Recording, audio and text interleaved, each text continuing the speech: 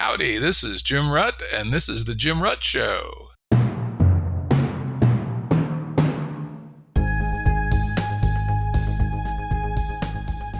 Listeners have asked us to provide pointers to some of the resources we talk about on the show.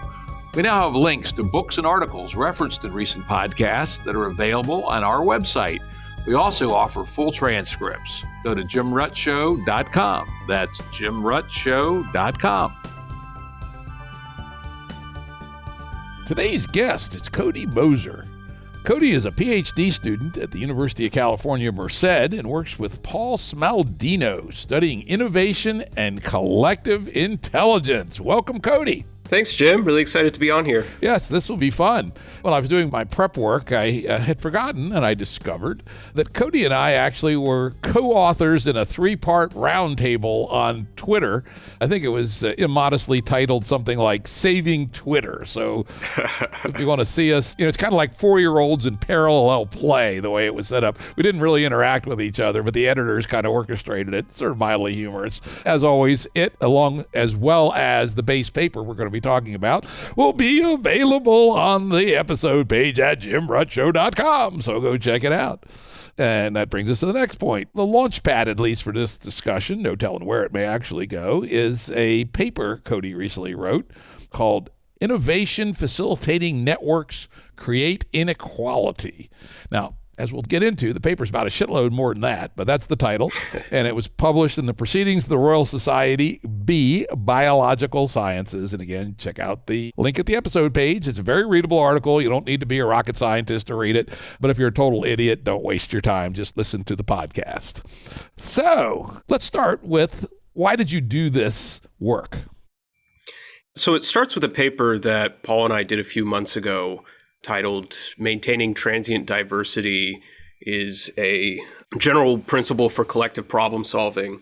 And in that paper, we looked across a large number of models where we found that any properties which seem to increase the diversity of a population in a collective problem-solving task, say from a NK landscape to one of these multi-armed bandit tasks, seems to increase the population's ability to solve that task.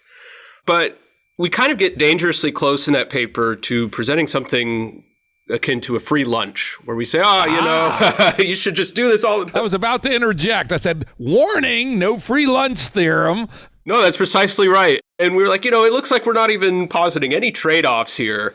And so the idea behind this paper was to say, okay, it looks like group performance perhaps gets scaffolded in some of these environments, but what's actually happening on the agent level? So instead of just looking at how well the group performs at the task, we looked at the distribution of agent performance in the task and kind of more or less led to the title that we have. Yeah, interesting. And essentially, it is a agent-based modeling approach, and you focused on a specific task, which I'd never heard of. Why don't you describe the task to the degree that it's useful for the audience? Yeah, totally. So the original task was made by Maxime Derex and Robert Boyd in 2016, and it was actually an in-person experiment. So the way that it works is that you get groups of people together, and they have a set of 6 potions, and they can combine these potions in many different ways, and they end up getting more potions if they make the correct kind of combination.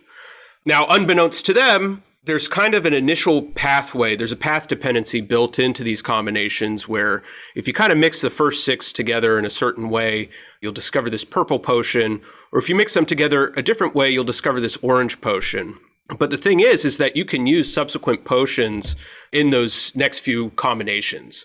And the idea is that most people in the real life task did not go back to that original set of potions.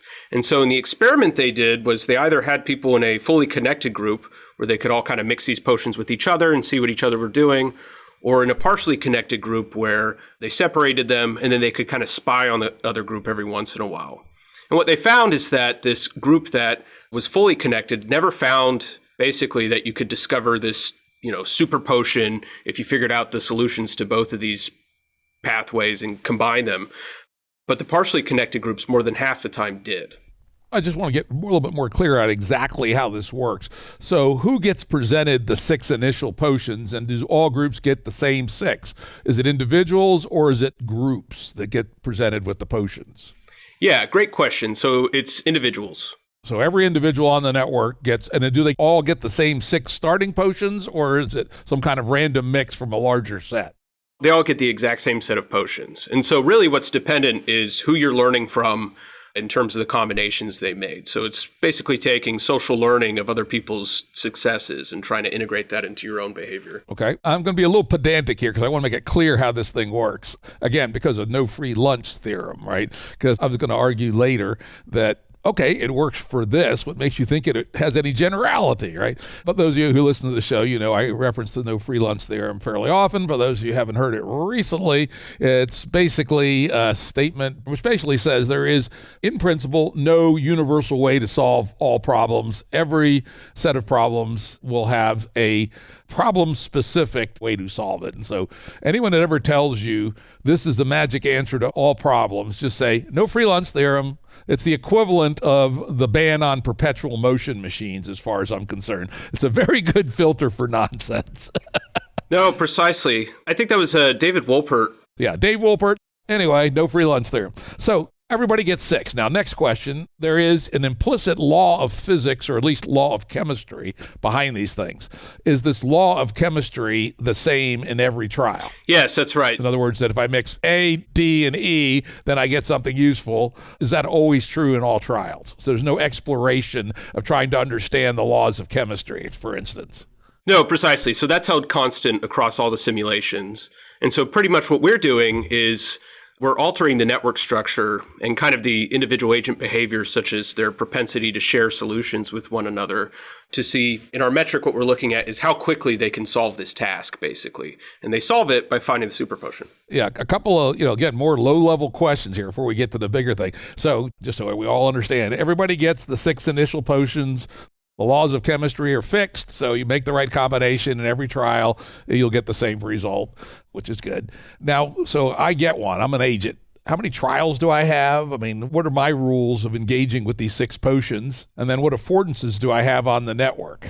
I mean, can I ask my neighbors? Well, I mean, can we trade? I mean, what is the affordance architect? What do I do as an agent, and what is my affordances on the network? So what they're doing here is the potions are formed in triads. So you have to take 3 potions to see if you can get a different potion.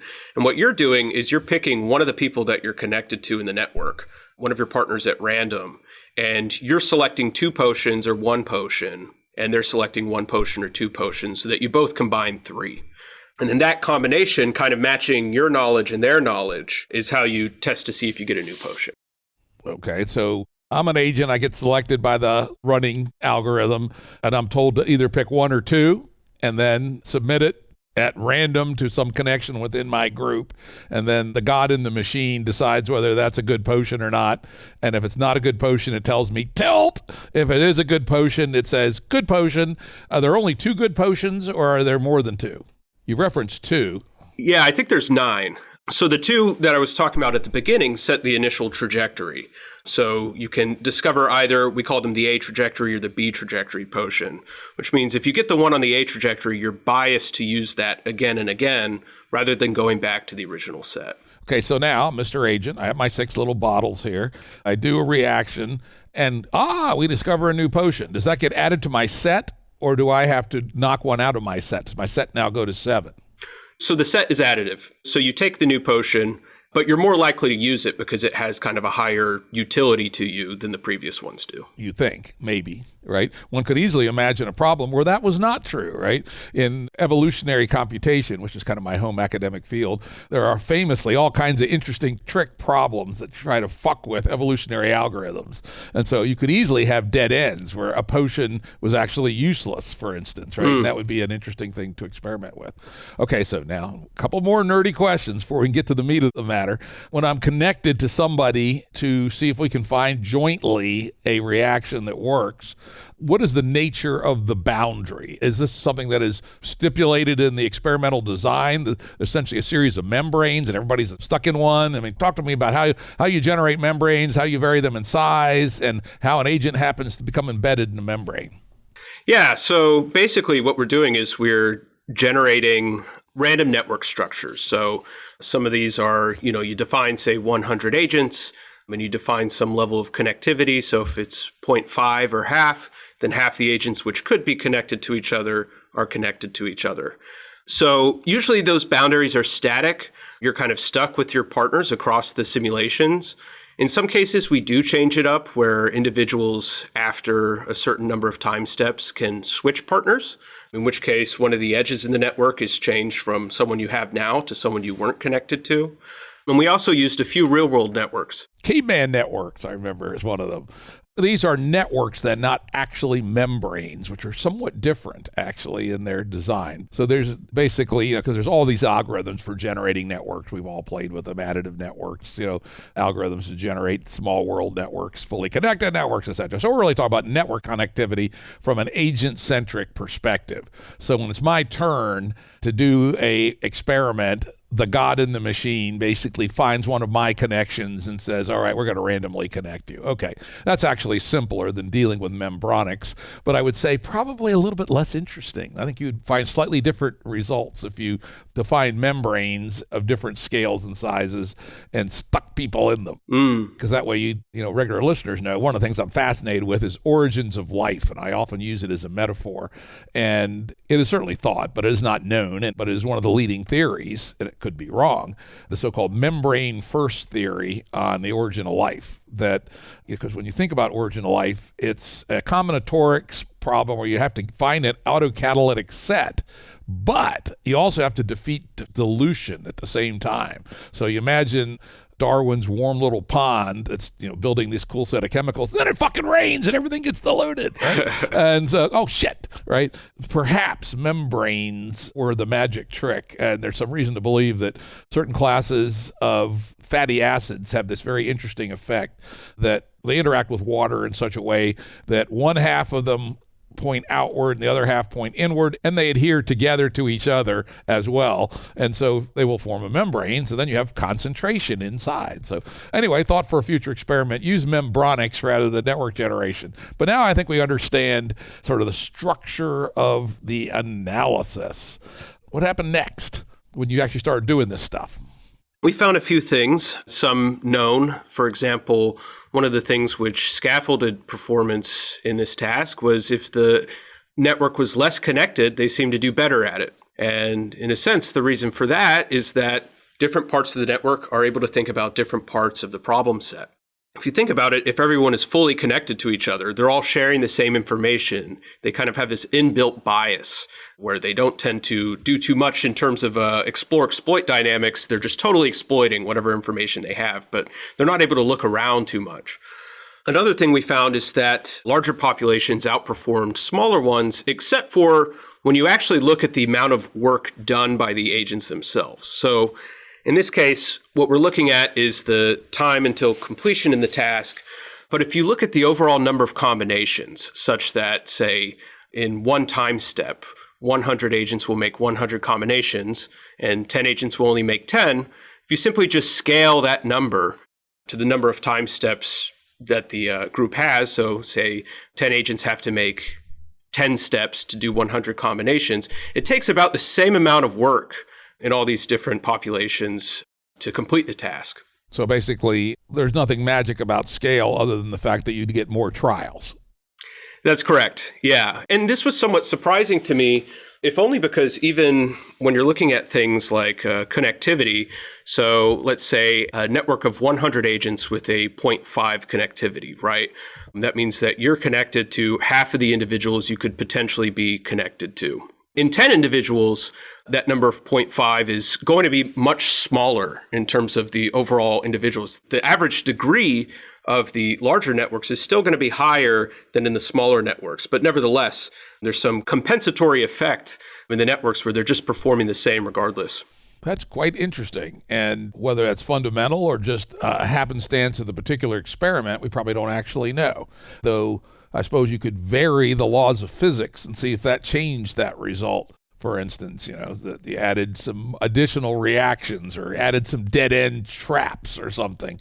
Is there any other form of information sharing other than an attempted experiment with a randomly connected neighbors or any equivalent of publishing, right? Is there a Royal Society journal in the agent world? No. So the information's not necessarily ledgered, but if I do find something, I have the ability to kind of give it to all of my neighbors. And so that means that in a highly connected network, say 0.75, and I find something, about 75% of the network then gets that information as a consequence of the thing that I discovered. Ah, okay. That's interesting. So that's an institutional structure, right? We don't have IP regulations in this computer world, unlike the real world. No trade secrets, no people trying to hoard information for their personal benefit, which is a major institutional design, rather unlike the real world. One thing we do is we lower the likelihood that one shares, though. And so going back to this IP thing, as you decrease your propensity to share, and so make it less likely that you give this potion to any of your neighbors, you also seem to increase performance there. That is very interesting. Yeah, I think in effect what you're doing is you're lowering the connectivity after the fact. So you might have 100 neighbors, right? That's 100 individuals where you could draw information from when you're making that initial trade, but not necessarily on the other end of things, 100 people you're going to share that information with when you find a successful one. That is quite interesting and seems somewhat counterintuitive. It would seem, and again, things like open source ideas, open source science publishing, etc., says more is better. Everybody should have access to everything. Did you get any insights on what mechanisms could be driving more rapid success on the potion task when the sharing of intermediate results was lessened? Yeah, so if you look, and this goes back to one of the measures that we use a Gini coefficient to measure payoffs in the task. So each potion has some kind of score that's related to how high it is in the kind of item space. So one that has like a lot of points, took a lot of different potions to discover it. And what we find is that when you decrease the likelihood of information sharing, the Gini coefficient goes really high, meaning that there's a really high inequality in the network in these scores. And so essentially what you're doing is you're increasing the diversity of solutions that individuals have. And maybe the set of potions they have on their table becomes more diverse. And of course, this is actually a problem in evolutionary computing, is the big flat lands where everything is the same and nothing much ever happens.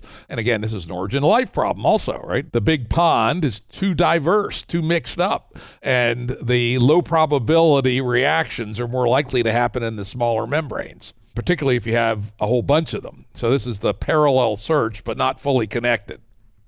No, precisely. Yeah. I think about this specifically, like in terms of this idea of transient diversity, that it seems to really go back, for example, to like Fisher's fundamental theorem, that the strength of selection is proportional to the amount of variance in the population.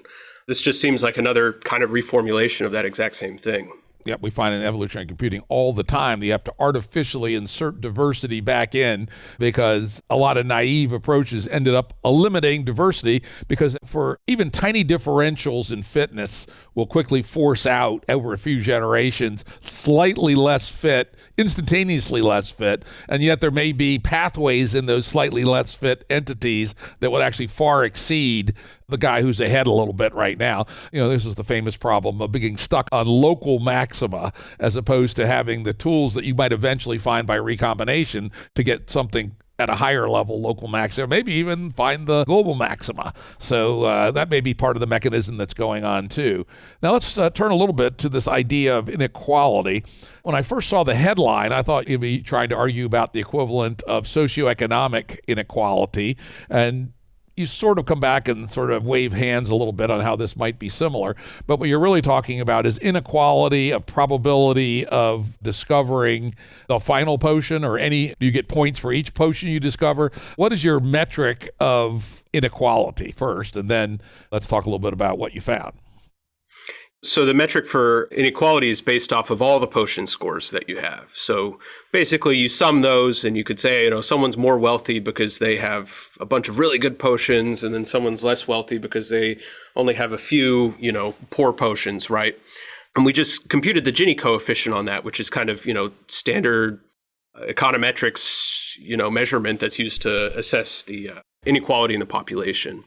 I'm just curious, what was the Gini coefficient? Give me some examples. What's the U.S. Gini coefficient is what? Let's look it up here on the Google. 4.47. Is any memory of what kind of ranges you were in your little play world here? Yeah, so in our case, we usually scaled it between 0 and 1. So at 0, everyone's kind of, flat. Everyone has the exact same things. But of course, at 1, when it's much higher, it looks pretty bad. And usually we would get somewhere, around like 0.6 or 0.7. And that was in cases when the network was really not connected. Essentially, you have these really high performing nodes that are essentially holding on to most of that, I don't want to say wealth, but most of the good solutions in the population. And that was the point I wanted to make, which is you actually weren't talking about wealth at all, right? You were talking about points for having found magic spells, about, finding the answer to problems.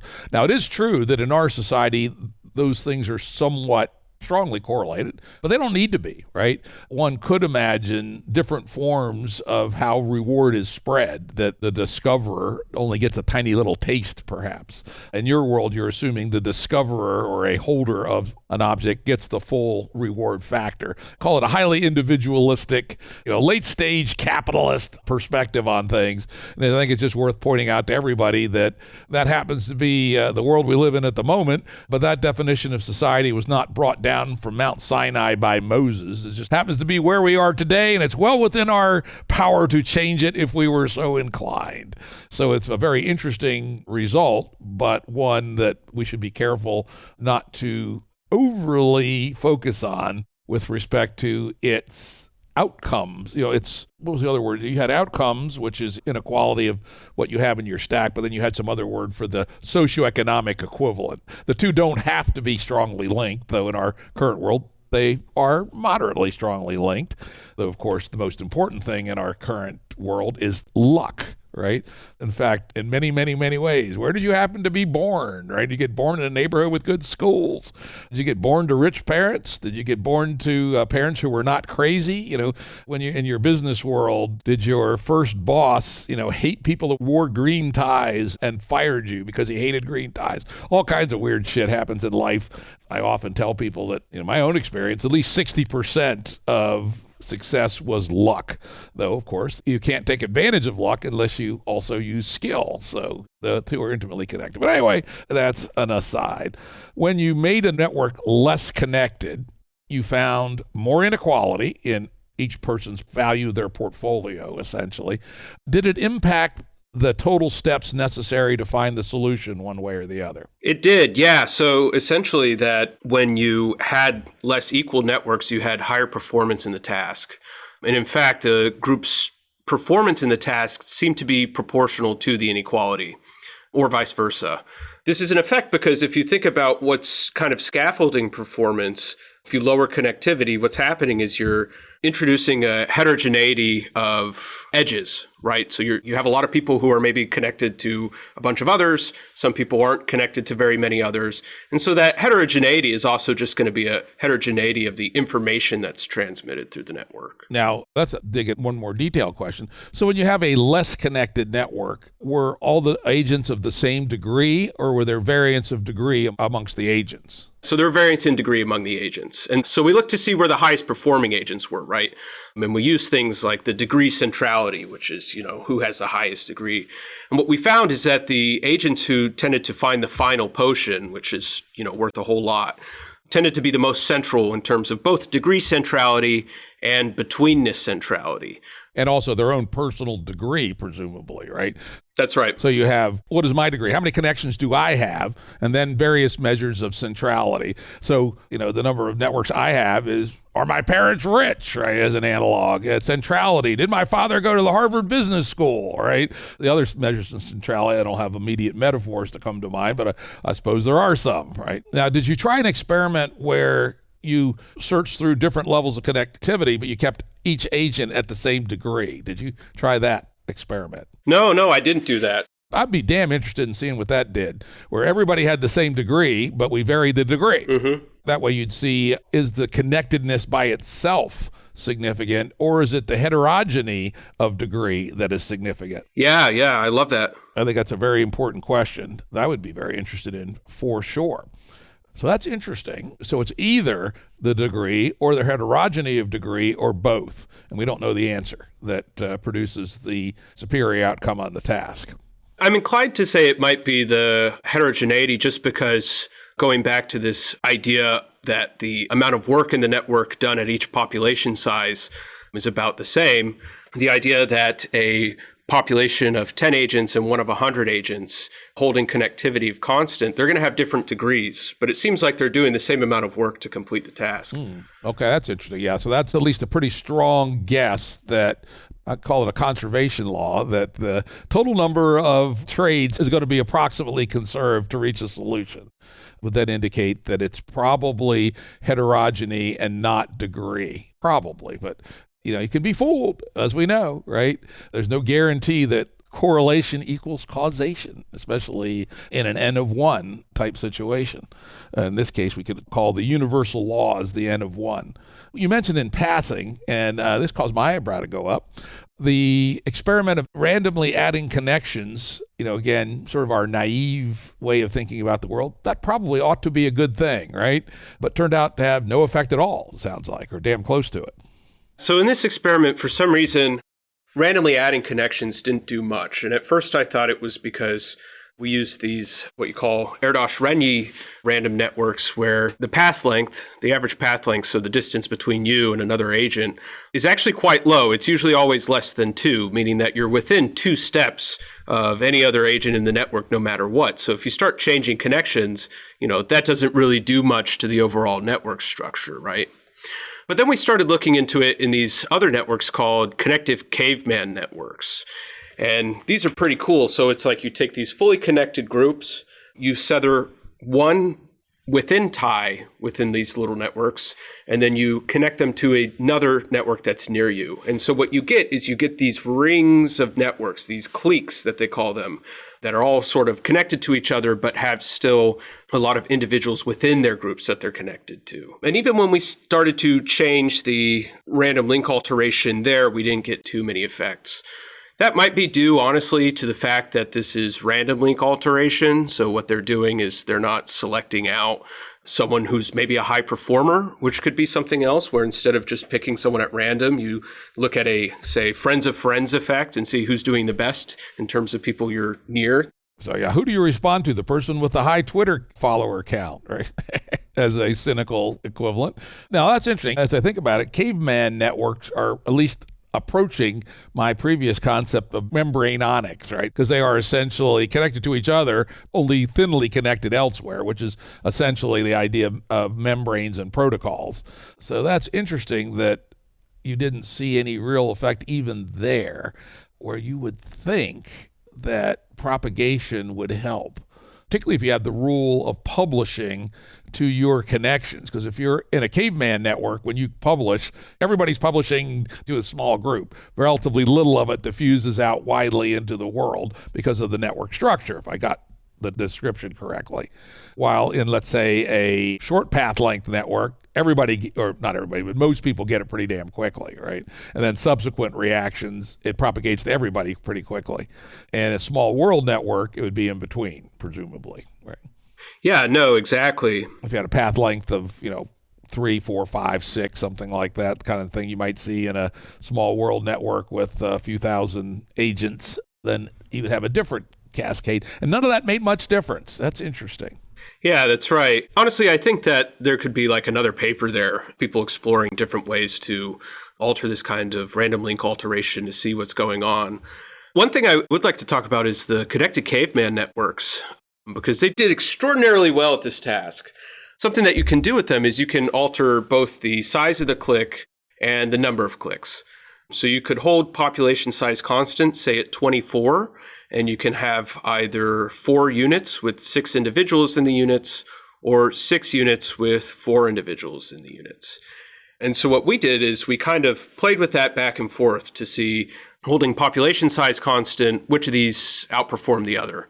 And what we found is that what you really want in these kind of tasks is many small groups rather than a few larger groups. I'm going to guess that there are limits at both ends of that, right? And if you explored a range, a group of 1 isn't going to be very useful, right? Especially if you're not connected to anybody else, you're just sitting in the dark, right? So I would imagine that if you did a parameter sweep, you would find some range where more is better and some range where less is better. Did you guys do anything like that? And did you find some sweet spot in your artificial universe? No, that's precisely right. So actually, yeah, as you get too low in terms of numbers in the group, you approach what's called a ring network, where basically everyone is just, it's just a line basically where everyone has two partners. And at that point, the performance drops off again. It seems that what really helps these connected caveman networks is they're able to both do a little bit of internal exploitation in that whatever information they have, they're sharing with each other, and they're not, venturing too far outside of that, but then also do a little bit of exploration by basically bridging that gap to the other group that's near them. Yep, that's about what I would have expected. And, I would expect, no free lunch theorem, that the optimal topology would vary based on the problem. Again, another paper might be to find 3 or 4 other problems that are sort of vaguely analogous to the potion task problem, and consider just the caveman network and do some parameter sweeps on caveman network designs with respect to size and n, and then see how they do on these different problems. And I'm going to hypothesize that other than by bad luck, probably you're going to find different optimal solutions. 100%. I've been thinking about this a lot in terms of, Ross Ashby's kind of good regulator theorem. Yeah. That essentially, a good regulator of some kind of problem has to have a model of what that problem's doing. So if you think about it, it's like the network structure should in some way converge onto the problem that it's presented with. Or it would be nice if it did, though very seldom are there mechanisms to make that occur. Think about our institutions, like the problem of scientific research, which you are intimately familiar with. It's in an institution called a university, which is in an institution called a department, which then has labs and then has poor graduate student serfs, right? And those things don't move around very much. I'm actually on a governance board for a couple of research institutes, including one embedded in a very large STEM university. And it's one of our hair-pulling exercises is that making anything change structurally is essentially impossible. So a real-world takeaway from this insight you just had is that we are probably grossly sub-optimized in our research, let's just keep it at scientific research, by the fact that we have this extraordinarily stereotypical, hierarchical, institutional structure, and we use the same structure with probably very similar degree structure for biology, physics, chemical engineering, etc., when they probably have very different attributes, which is kind of interesting. And of course, we have workarounds. Like in physics, we now see these massive papers with 600 authors and such, where the physicists probably, because they're so arrogant, they think they know the answer to everything. The thing is, they're smart enough that they often do. They have broken out of the boxes more than any of the other disciplines. They were the first to adopt archive, for instance, and publish their work before waiting for the scholarly journals. They're the first to really went nuts on large N collaborations worldwide, fuck the institutional boundaries. And it might just be a takeaway that we should think about that more generally in the world of scientific research. It falls into an area of increasing interest of mine called meta science. How do we think about the science of science so that we can do science better? As a globe, we're spending something like $400 billion a year on science or closely related to science. And I'd bet you a cheeseburger and a half that we're probably no better than 20% effective at spending that money in terms of solving the problems that would actually move society and our knowledge of the universe forward. What else did you discover that was interesting? Yeah, so in addition to, some of the findings that as performance increases, inequality does as well, that we find that basically the agents that are driving the inequality tend to be more central in the network. We've done a few other things. So I had another paper with my colleague Jesse Miltzman using the same model, where instead of looking just at the connected caveman networks and the random networks, we looked at these core periphery networks. And essentially the way that these work is that you have one group that is this tightly clustered core. So, their connectivity is quite high. And then you have a periphery, which is quite low in terms of their connectivity, both to each other and to themselves. And what we find there is that those networks tend to do really, really well at this problem. Essentially, what we think is happening there is that the networks are somehow being able to have their lunch and eat it too almost, or have their cake and eat it too, in the sense that one part of the network is able to just exploit whatever information they get, while the periphery is able to just explore the range of options available to them. Yeah, of course, there's another classic design parameters, exploration versus exploitation. Talk a little bit about how, from within the machinery of your world, that might work. So in the case of exploration and exploitation, you might think of exploitation as a case where you're on one of these pathways with these potions and you're just using exactly what you know. So the network in that case, it's like, cool, I just found this really vital potion. I'm going to mix it with the ones I already know, keep doing that. And in the meantime, no one's really going back in the pathway and using the older ones in different kinds of combinations. And so you would think about this kind of explorer dynamic as a network having individuals who are not necessarily doing what everyone else is doing. And in our case, we call these loser nodes. Because basically what they are is they're individuals who, while everyone else is increasing in every single performance metric, they seem to be just stable. It looks like they're not doing anything. But if you actually think about the group structure and what's necessary to solve the problem, they tend to be really important because on a second order, what they're doing is they're giving new information to this core to be able to exploit. Yeah, that's interesting. So let's think about that in terms of real world analogies, since we're part of the fun of this is to say, all right, what might this mean, right? Losers, right? Our current socioeconomic system is certainly set up to manufacture losers in large quantity. Is that actually a good design for total system efficiency?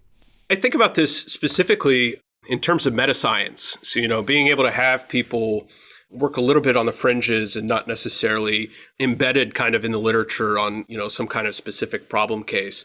Someone who comes to mind is, Freeman Dyson, for example, who for his entire career, he called himself a heretic. That's essentially what he was doing. He was trying to be that guy on the edge. Yeah, he was a madman. And the amount of great ideas he had from just saying, fuck all, he didn't even have a PhD, right, famously. And he didn't give a fuck what anybody thought. And he was sufficiently charming that he could find people to give him money personally, often outside the institutional structure, so they couldn't discipline him very much. He's a great example. I'll give you an example I attended the annual Meta-Science Conference, Worldwide Meta-Science Conference in May, and there was an amazing number of great ideas floating around. Let me run one by you that I think is very much like this. And I actually came up with the number based on back of the envelope calculations of what it would cost. Imagine that there was some governance mechanism, which we will leave to the student to design, because it's too fucking hard for an old fart like me, that allocated 1,000 lifetime endowed chairs per year to 25-year-olds.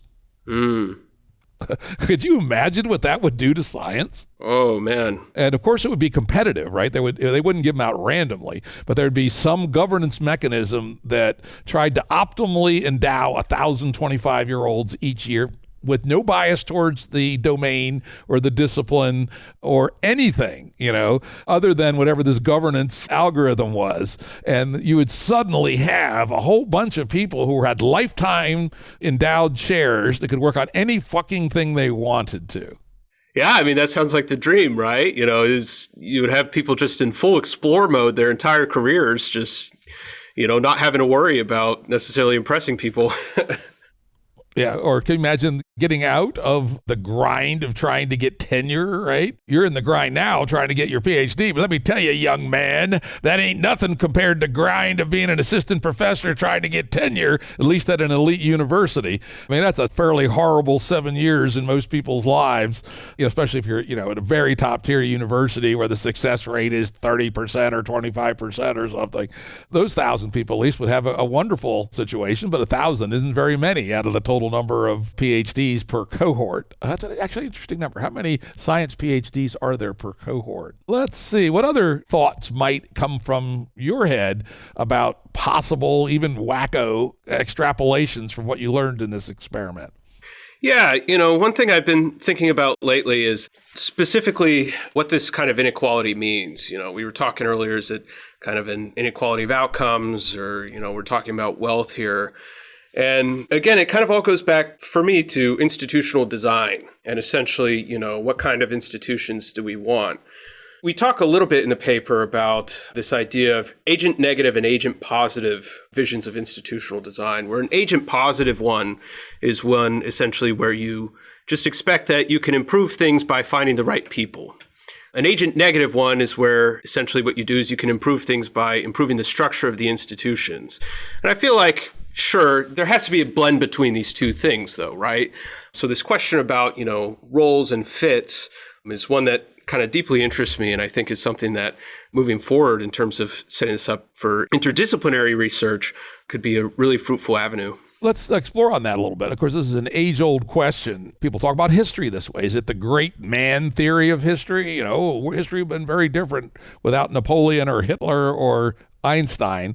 And then there's others that say, no, it's actually broad forces. And if it wasn't Napoleon, it'd been somebody else. And if Einstein hadn't figured out relativity, somebody else would have. Any insights from this experiment that give you any relative weights on individual versus institutional structure? The really good example I think of is Isaac Newton. This guy was obviously a genius, but he himself said, I stand on the shoulder of giants. And that seems to be him saying something about this agent negative perspective. Personally, I think the fact that essentially what we get are these genius agents, even though the agents themselves are pretty dumb, they don't have necessarily different cognitive strategies or anything like that. But what you get is high performers in the network based on their structure tells us that there is something to this kind of agent negative view about mechanism design in institutions. That seems reasonable. That does seem reasonable, particularly that you discovered that the multiple measures of network centrality seem to be correlated with higher outcomes for the individuals. And that there was designs that resulted in significant inequality that were actually the superior performers, which is also quite interesting. I suppose you could explore that further by having the agents have different cognitive strategies. Like you could have people that just always did random, others that use some slightly smarter algorithm, etc. That would be kind of fun. Then you'd be able to actually see where some of these trade-offs are. Of course, unfortunately, we can't come to any crisp answers because we all know that the answer will be, it's both, right? And the free lunch theorem will tell us not only is it both, but it will depend on the nature of the problem you're trying to solve. Right? So if you want to build an atomic bomb, get the smartest motherfuckers you can find and lock them on the top of a desert mesa with armed guards and electrified fences around them for 2.5 years, right? Tried to figure out why the obesity epidemic is happening in the whole world. I have no fucking clue what the structure there is, but whatever we're trying ain't working because nobody's figured it out, despite the fact that it's probably worth $5 trillion a year to do so, something like that. Other speculations or thoughts or extrapolations that your work or related work you've done have caused you to ponder? Kind of what you're talking about here, how do we know what the problem actually looks like, right? My advisor and I have another paper on this concept of generative entrenchment and how it might play into organizational design. And so generative entrenchment is basically early path dependencies set in an organism. So for example, in order to grow hands, first you have to grow a spine, and then you have to grow the arms, and you have to grow the wrist and everything else that goes with it. And we started asking, to what extent is this reflected in human organizations? Is there a process of generative entrenchment that explains, for example, why the C-suite looks so similar across different corporations and things like that? And I'm curious, to what extent, holding everything else constant, there's expectations for certain roles, like let's say I'm a CFO or something, I might not go to this weird job unless it explicitly tells me what I'm going to be doing. But we're curious to what extent perhaps institutions themselves reflect the problem space that they're in. Can you almost understand the construction of the problem based on what the institution looks like? And this kind of goes back to, say, for example, like your research in evolutionary neural networks, right? You can almost look at the way that some of these feed-forward networks get designed in terms of the problems that they have to solve. And you get things like emergent modularity to match modular-like tasks. Yep, and just at a more prosaic level, the U.S. Army and the U.S. Marine Corps have quite different. The on-paper structures are very similar, but the actual way their networks work are quite different. The Marine Corps pushes way more authority down in their hierarchy, while the Army is much more command and control. Now, we'll say that our U.S. Army is much less command and control than, let's say, the Russian Army or the Chinese Army. But compared to the Marine Corps, it's the difference between General Motors in 1955 and a bunch of hippies at Haight-Ashbury. Of course, the nature of the problems they have to solve are different. The Army's job is to engage a big approximate peer foe in a years-long grudge fest, right, and grind the other guy down, while the Marines is to take a beach and operate quickly, rapidly in a one-off situation and prevail until the Army can show up. So they have different tasks, and so they ended up producing quite different doctrines. I think it's quite interesting. The nature of the problem then ought to impact the solution space. We thought about this a lot in terms of what we call information architectures. So just like the structure of the internet, the idea that the Chinese internet is not precisely the same as the one that we're using in the United States, where there kind of the goal is the centralization of information and kind of getting people into rapid consensus, right? For many reasons, they were able to respond to COVID much more quickly, for example, than the United States was. But what does that lead to? Potentially it leads to you stumbling into a suboptimal solution too early. While as in our case, what we get is we get more exploration, but as a consequence, we have things like polarization built into our system. That's a good one. And that's a design trade-off. One of my favorite, in fact, the only philosophy book that I keep in my working office typically is Karl Popper's The Open Society and Its Enemies. And he wrote this in, I think, the late 40s, early 50s, where he was pondering what's going to happen between the democracies and the totalitarians. And he came up with the hopeful, and turned out to be right so far, hypothesis that all the turbulence and conflict and polarization and disorder and slow ability to make crisp and accurate decisions of an open society will nonetheless persevere against a much brisker, when Xi says hop, they hop, right? In the U.S., Biden says hop, and 42% of people say, you're an alien, a reptile alien, right? And yet, Popper makes the argument that because the heterodox view is allowed to incubate, and that I'm going to mix some horrible metaphors here. The like rock and roll, I would argue, would have died if it wasn't for garage bands, despite the fact that 99.9% of garage bands suck. And so tolerance of the fringes is indispensable, again, to finding the higher maxima. She can say hop, and everybody hops, and they hop on a stool, and they're 18 inches off the ground. A discordant society like America, let's say, can find its way to discover things like the internet and such. And so that's, again, a trade-off in terms of what you're trying to accomplish. She wants everybody to hop. The West says, we don't need everybody to hop. I'd rather have lots of people with discordant ideas, and they fight with each other and all that shit. But at the end of the day, we end up finding the big, important ideas more rapidly on average. Something like that.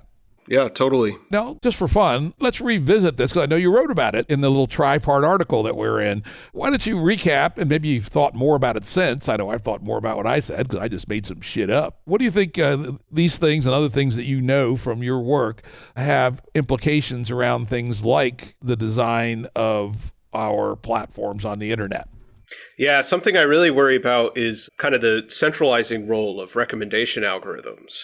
That essentially what it's doing is it's preloading the search process for information online. It's good perhaps that I can get the news immediately, but I wonder sometimes if the idea that things are getting closer and closer online might actually be horrible for the way that we digest information. I remember I read something about Facebook back in 2012. Its path length was 5. So the distance from you to the furthest person from you on Facebook was about 5 friends. You had to go through 5 people to get to that person.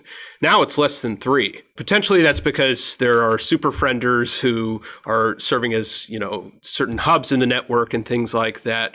But I think regardless, it's really bad that we're all digesting information in the same way. And I wonder at times if that's essentially what polarization is due to. It's that basically we're all exposed to the same set of information. You have to compress it. And so the quickest way to compress it is just picking one or the other. And so you see, random issues end up becoming polarized. I think about when Will Smith slapped Chris Rock. That was like immediately polarizing. Everyone knew about it in the world, but, unnecessarily so. Yeah, that is interesting that our politics, one of my favorites of what the fuck, how did this ever happen, is how to teach reading is a politically polarized issue. There's two basic approaches. One's the whole word method and the other's phonics. That's a gross oversimplification. And somehow whole language became associated with the Democrats and phonics with the Republicans. Now, how the fuck could something as obtuse as that end up being politics? And I think you're onto something here. This actually fits in with another Ruttian hypothesis, unproven, sports fans, so don't bet on this one, unless you think Rutt is a good hypothecator, which he probably is, which is the fundamental thing driving us crazy is not necessarily misinformation, disinformation, hate, or anything else. It's the fact that we're just receiving too many inbound messages each day. Hunter-gatherers, which is who we really are under our fancy clothes and $25 haircuts, how many things that they had to deal with that were new each day? Not many, right?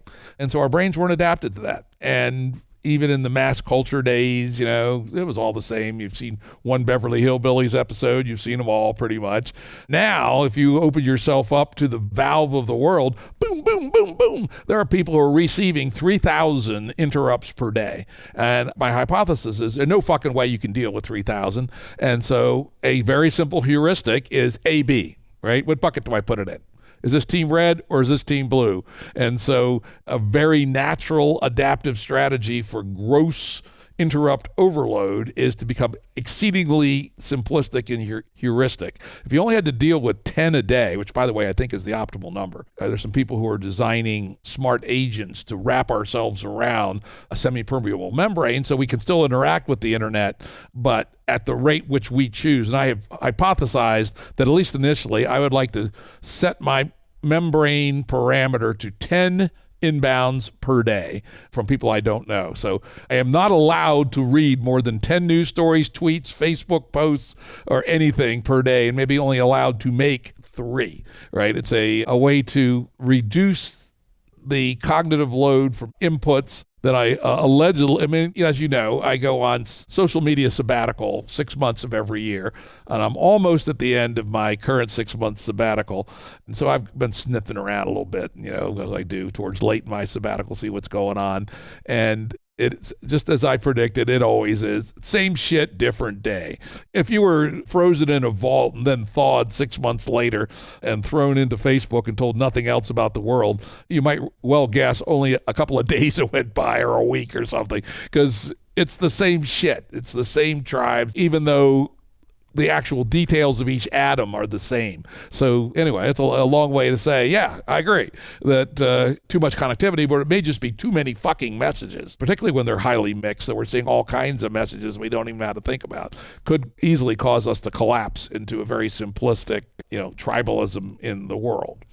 Yeah, totally. I think about this in terms of what I call the parochial pyramid. It goes back to this idea that Nassim Taleb used to talk about, where he's like, among my family, I'm basically a communist. In my neighborhood, I'm a socialist. And then, as it scales up, basically he cares less and less about the situation. And I think about this, that sometimes it seems like that pyramid has been upturned, where we seem to weigh the most these kind of global issues way more than the local ones. So it's like, perhaps tribalism was always there, but what it was directed at was directed at your city council, it was directed at your union meeting. And so it didn't bubble up, into this kind of huge national issue where now, everyone's having to go on one side or the other in order to squeeze through. Yep, I think that's absolutely interesting and true. Now I think about it, that tribalism makes sense when you're at the Dunbar number, right? 150 people trying to figure out how to govern ourselves and avoid starving to death by turning the wrong way down a canyon while we're following the antelope herd. Tribalism let's say at the size of the United States, that's kind of nuts, right? In fact, our Game B work, that's one of my other projects working on, so radical social change, we believe that society should be reinvented from the Dunbar number up, and that is one of our membranes. We have a whole theory of membronics of all different sorts that interpenetrate each other. But the real payoff membrane is the one of about 150 that we are evolved for. And also, by the way, it has the great side effect that we have proven for 200,000 years that you can manage a group of 150 without any fucking computers, right? People always say, well, how would your Dunbar community, what kind of software would you use to run it? And I go, hopefully none, right? We might have computers running our solar farm or our hydroponics or something, but in terms of how we govern ourselves, why do we need any stinking computers, right?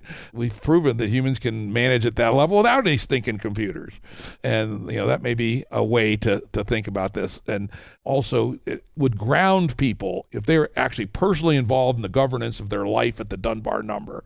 They're going to have way less concern that somebody is or is not wearing a burqa in fucking Iran. Why do I give 3 fucks what somebody does in Iran? And in reality, I couldn't care less. Minding other people's business about things that are so far away, have no impact on me whatsoever, strikes me as nuts. On the other hand, there are a few things that does have a big impact on me, well, all of us, which are the collective action problems that do occur at the global level. Of course, classically, it's using the atmosphere as a dump for greenhouse gases.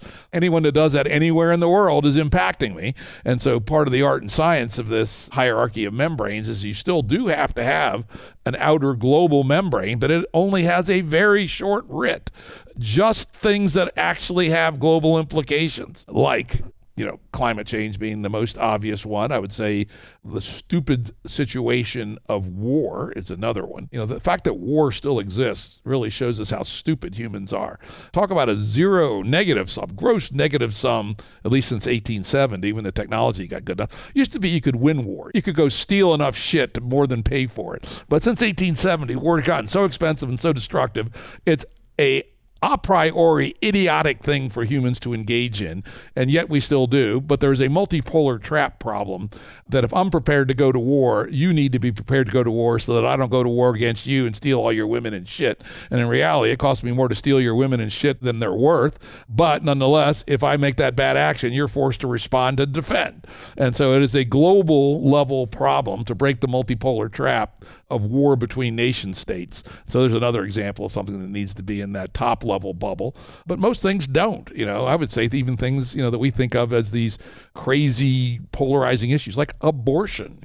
Your community 150 ought to say whether abortion's allowed or not, right? At the level of 150, the nearest one is probably 100 yards away. So you don't like the rule here, move to the next one, right? Truthfully, if we decide abortions are bad over here, why should you give 3 fucks, right? None of your business. We've chosen this rule. I use this example sometimes just to be as hyperbolic as possible. Okay, 2 communities side by side.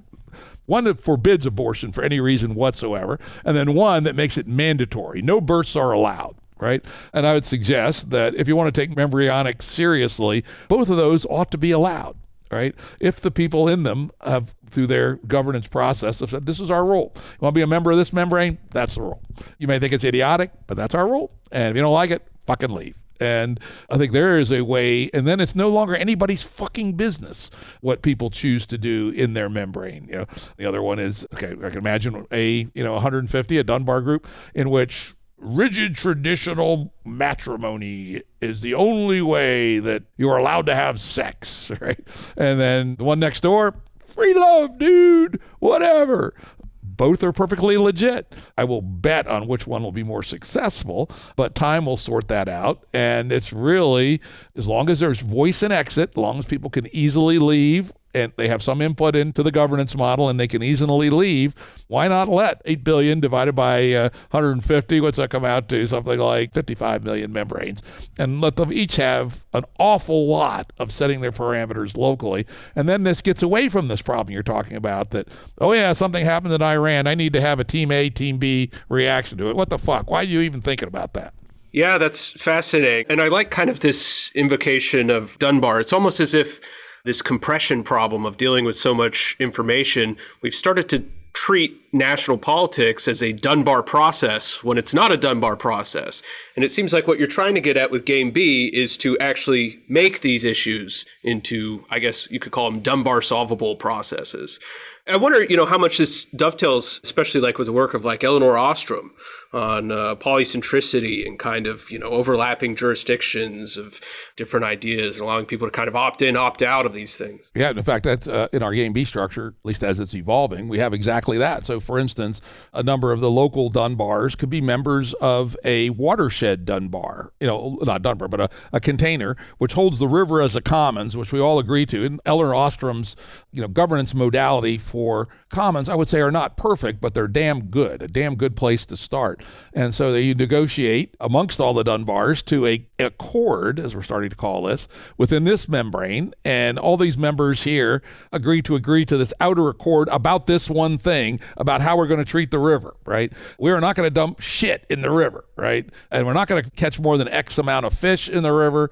And we're not going to allow silt to go into the river and 4 or 5 other things. But that's the only thing the accord's about. We don't have to agree about gun control or abortion or whether we should cover our heads when we go into church or not. It's totally irrelevant at the level of the watershed, while the things that impact the watershed are of the essence of the watershed, so that each membrane has a commons within it, and it has an accord for the governance of its commons. Yeah, kind of going back, to this kind of structure of the model of like the connected caveman, and also kind of some of the things you're talking about, Popper and hypocrisy. It seems like what we're trying to do in each of these places is introduce basically a better selection mechanism into the governance structure so that things aren't necessarily so sticky, so that they're better adapted to local problems. And it's almost as if what democracy was it provided a means for selection, but perhaps as it's, sitting right now as a legislative democracy is imperfect. There could be a better design out there to... In fact, if you look at the repute in which Congress is held, which is like 9% of people has a positive view on Congress, it scores lower than cable TV operators, if you can imagine, right? That's something, whoa, Comcast. Well, American people think Comcast is better than Congress. So that would seem to me to imply that there is much room for institutional improvement. Alrighty, this has been a very interesting conversation. I would certainly encourage you all to read Cody's paper if you are interested. And as always, you can get it at the JimRuttShow.com on the episode page. So thank you very much, Cody, for a right interesting conversation. Thanks again for having me. It was great. We'll have you back sometime. Yeah, perfect. Thank you, Jim. Audio production and editing by Andrew Blevins Productions. Music by Tom Muller at modernspacemusic.com.